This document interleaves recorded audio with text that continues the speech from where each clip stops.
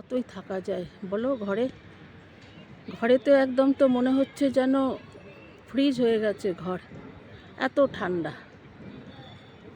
তো এরকম দেখে আমি আর থাকতে পারলাম না, চলে আসলাম।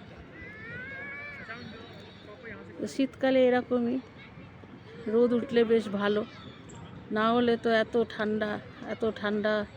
কখনো কখনো ভালো লাগে, লাগে না যে তা না, কিন্তু কখনো কখনো আবার খুব ঠান্ডাও লাগে, এই আর কি। তো রোদটা উঠলে বেশ ভালো হয় আর কি, রোদ উঠলে পরে আর ঝামেলা থাকে না। কিন্তু রোদটা এরকমই, কিছু করার নাই, প্রকৃতির সাথে তো আমরা কিছু করতে পারি না, যা দেবে সেটাই নিতে হবে আমাদের, তাই না? তো এই আর কি। তো একটু বসে এখানে, তারপর চলে যাব ঘরেতে।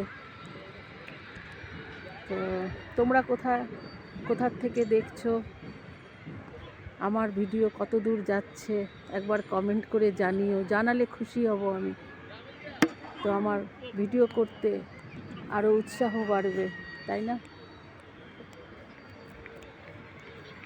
কমেন্টের মাধ্যমে বুঝতে পারবো কোথার থেকে তোমরা দেখছো, কত দূর আমার ভিডিও ছড়াচ্ছে।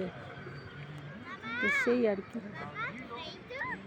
তো আমার সাথে সাথে তোমরাও দেখে নাও মাঠের দৃশ্যটা। এই রকম কুয়াশা বলবো কি মেঘলা বলবো কি রোদ বলবো, কিছুই বলা যাচ্ছে না, সব মিক্সড হয়ে আছে। এই মাঝে মাঝে মাঠে এসে একটু বসি, রোদ দেখলে তবেই। আবার কোনো দিন কুয়াশার দিনেও চলে আসি আমি, তা না যে আসি না। তো কুয়াশাতেও এসে আমি ভিডিও করি, করে আবার সেটা তোমাদের সাথে শেয়ার করি, বেশ ভালো লাগে আর কি। তো আজকের এই দৃশ্য দেখে নাও, বেশ ভালো লাগছে, তাই না?